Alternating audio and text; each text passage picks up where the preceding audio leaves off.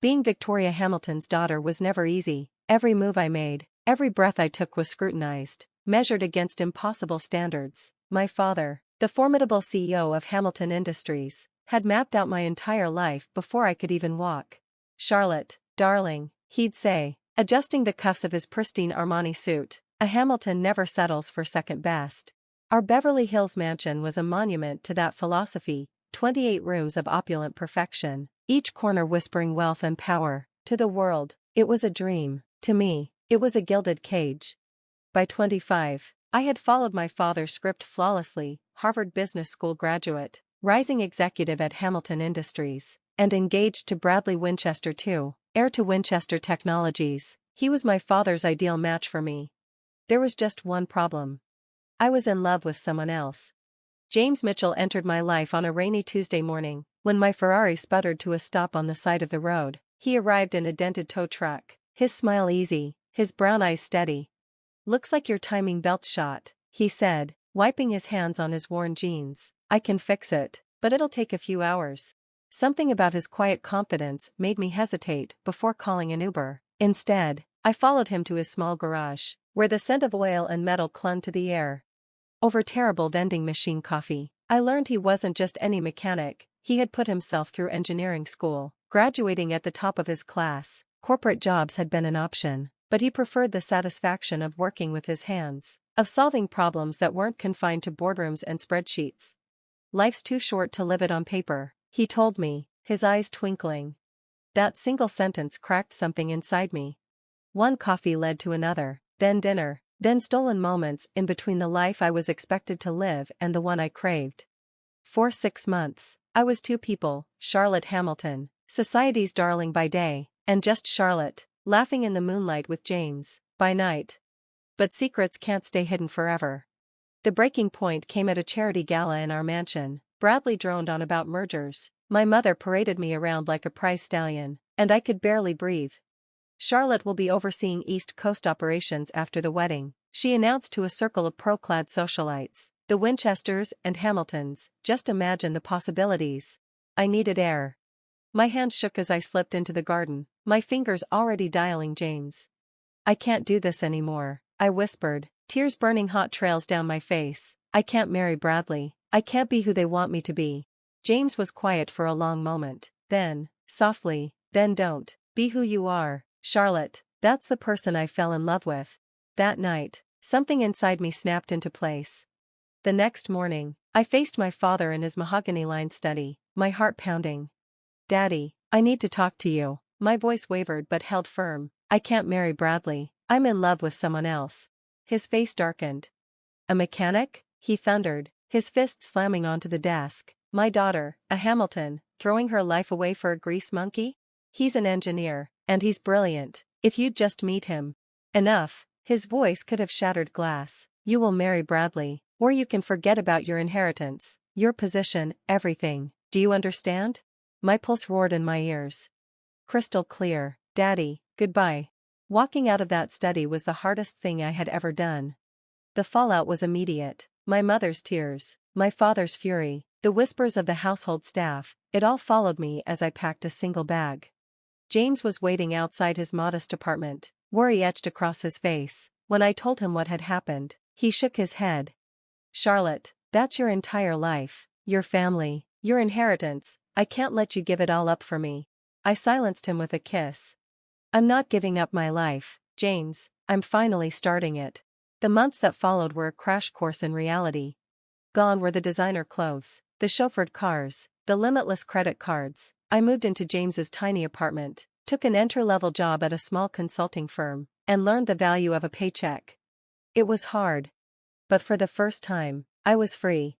My parents tried everything to pull me back: manipulation, threats, cutting me off financially, even attempting to get me fired. But with every challenge, James and I only grew stronger. Because for the first time in my life, I wasn't living for expectations. I was living for love. When James and I decided to get married, we wanted to keep it simple: a quiet ceremony in a local park with no extravagant dress, no photographers stalking us for society pages, just us, a few close friends, and a moment that was ours alone.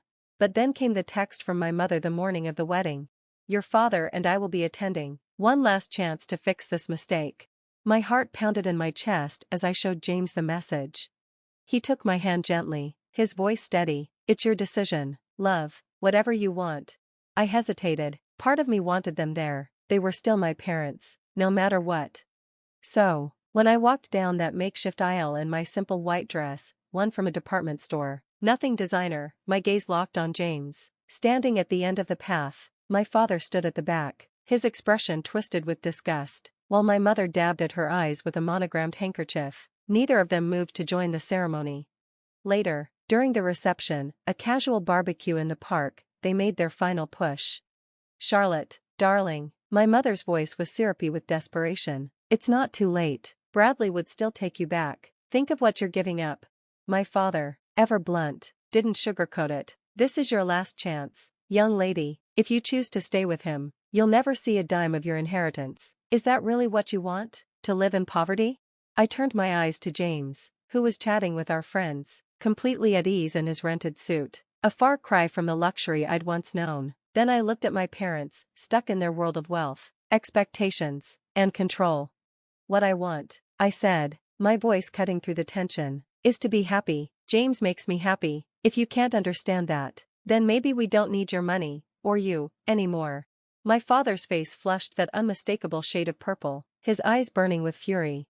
You're no daughter of mine, he spat, his words venomous as he turned sharply, storming away. My mother hesitated, then followed, her footsteps quick and frantic, as if she could catch up to the life she thought I'd chosen to abandon.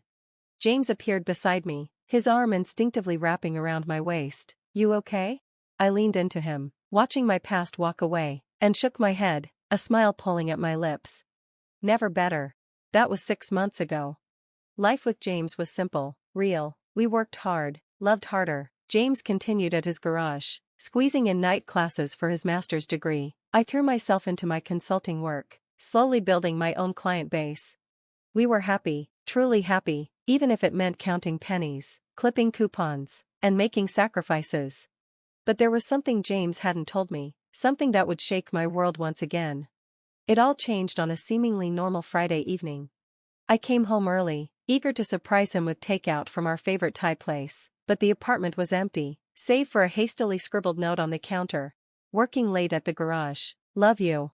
It wasn't unusual for James to work late. Lately, though, he'd been distracted, mysterious phone calls, odd hours. I felt a knot tighten in my stomach, and doubt crept in. Was I about to lose everything again? Unable to shake the feeling, I grabbed the takeout and drove to the garage. But when I pulled up, the lights were out. James's truck was nowhere in sight. I called his phone. Straight to voicemail. Panic set in. Just as I was about to spiral, my phone buzzed with a text from an unknown number. Mrs. Mitchell, please come to 1875 Highland Avenue immediately. It's about your husband. My heart stopped. Highland Avenue was in the industrial district, miles from James's garage. Shaking, I entered the address into my GPS and drove through the darkening streets, my mind racing with fear and worst-case scenarios. The GPS led me to a sleek, modern building, an imposing structure with glass walls that glinted in the night. As I pulled up, security gates opened automatically. A uniformed guard nodded at me, motioning toward the underground parking garage. Mrs. Mitchell, he said politely, take the executive elevator to the top floor. Executive elevator, top floor? My mind whirled as I entered the elevator, my palms sweaty. The doors opened into a jaw-dropping office suite, floor-to-ceiling windows that looked out over the city. And there, standing at a glass desk, was James.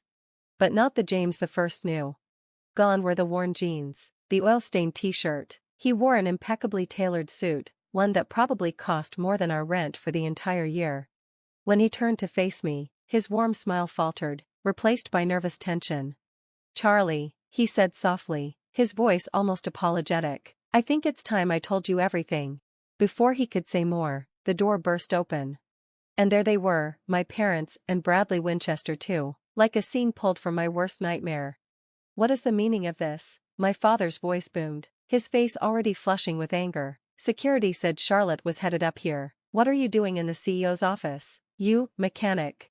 James stood tall, adjusting his tie with calm precision. He walked around the desk, his posture commanding. "Actually, Mr. Hamilton," he said evenly, "I am the CEO, James Mitchell, founder and chief executive officer of Mitchell Innovations." The silence was deafening. My mother collapsed into a chair for support. Bradley stood frozen, his mouth agape in disbelief. And my father, my formidable father, was speechless. But, my mother stammered, unable to process the words. "You're a mechanic?" James smiled, squeezing my hand gently. "I own a chain of auto repair shops." Yes, it was my first business, started with a loan from my college professor, but Mitchell Innovations is my main focus. We're a tech company specializing in revolutionary electric vehicle batteries. Those late nights at the garage, we were finalizing our new prototype. My mind was reeling. "Why didn't you tell me?" "Because I needed to know," James said softly, his gaze steady. "When we met, I had just made the Forbes 30 Under 30 list. Every woman I dated was only interested in my money, my status. But you fell in love with me when I was just a mechanic. You gave up everything for me. I had to be sure." Mitchell Innovations, my father muttered, his business acumen finally catching up. "The company that just revolutionized electric vehicle battery technology. The one every major car manufacturer is fighting to partner with. That's you?" James nodded. "Our market valuation hit $122 billion last week. Not quite Hamilton Industries territory, but we're getting there." I couldn't stop the laugh that escaped my lips at the sight of my father's stunned expression. He'd spent all these months looking down on my poor husband, and here James had been, quietly building an empire. "And now," James continued, his voice sharpening, "I'd like to discuss how you treated your daughter, the woman who, by the way, just became one of the largest shareholders in Mitchell Innovations when she married me." My father's face drained of color. Hamilton Industries had been trying for years to break into the electric vehicle market. A partnership with Mitchell Innovations? It would have been a game changer. "Now see here," my father sputtered, attempting to regain control. "We were just looking out for Charlotte's best interests." My mother interjected quickly, her tone pleading. "By damning her?" James's voice was steel wrapped in silk. "By trying to get her fired? By making her cry herself to sleep for weeks?" I finally found my voice. "Daddy," I said firmly, "you always taught me that Hamiltons never settle for second best." "Well, I didn't. I married the most brilliant, kind, and successful man I've ever known, and I did it without knowing any of this." "Charlotte, sweetheart," my mother stepped forward, arms outstretched, desperate. "We were wrong. We see that now. Please, come home." I looked around the stunning office, a place that still felt like a distant world, and then at James, my wonderful, incredible husband, the man who had let me find my own way, support myself, grow stronger. "I am home, Mom," I said softly, "but if you want to be part of our lives, you'll have to accept us on our terms. No more manipulation, no more control." My father's face contorted, his nostrils flaring as if he'd swallowed something sour. "And what about Hamilton Industries?" he asked, his voice rigid. James smiled, but it wasn't the smile I was used to. It was all sharp edges and control. "Well, sir, we've actually had several offers from your competitors for exclusive partnerships, but, given the family connection, I thought we might consider a different arrangement, if you're willing to discuss it as equals." The next hour felt like I was floating outside of my own body. My father and James spoke business, their conversation laced with a level of intensity that almost felt personal. Meanwhile, my mother fussed over our terrible apartment, suggesting we move into something more befitting of Charlotte's new life. Bradley had slunk off somewhere, probably licking his wounds in private. Later, when we were back in our modest apartment, I finally worked up the courage to ask the question that had been nagging at me for months. "Why keep working at the garage? Why live like this when you have billions?" James pulled me close, his hands warm and steady. "The garage keeps me grounded. It reminds me of where I started. And this apartment? These months with you? They've been the happiest of my life. We made it ours, together, without any silver spoons or trust funds." Tears welled in my eyes. "I love you, you sneaky billionaire." He laughed softly, kissing my forehead. "I love you too, you runaway heiress." Life changed after that night, but not in the ways people might expect. We moved, yes, but into a modest house we chose together. I joined Mitchell Innovations as head of their charitable foundation, using our resources to support young entrepreneurs, just as we'd once been. James still worked at his original garage, teaching mechanical skills to underprivileged youth, always reminding himself of where he came from. My parents? Well, They were trying. Mom still made not-so-subtle comments about grandchildren needing trust funds, but my father had developed a genuine respect for James. Their weekly business meetings, which had once been about power plays and corporate strategy, now often devolved into discussions about everything from classic cars to philosophy. As for me, I finally understood what James had meant about life being too short to live it on paper. Sometimes, the best things come disguised as broken-down Ferraris and coffee from vending machines. But the best part? Every now and then, when we drive past our old apartment or grab Thai from our favorite takeout place, James still looks at me the same way he did when he was just a mechanic and I was just a rebel heiress. Because in the end, love doesn't care about bank accounts or business empires. It cares about who you are when everything else is stripped away. And we're simply Charlotte and James, a mechanic and a runaway heiress. Who found something better than billions? We found each other,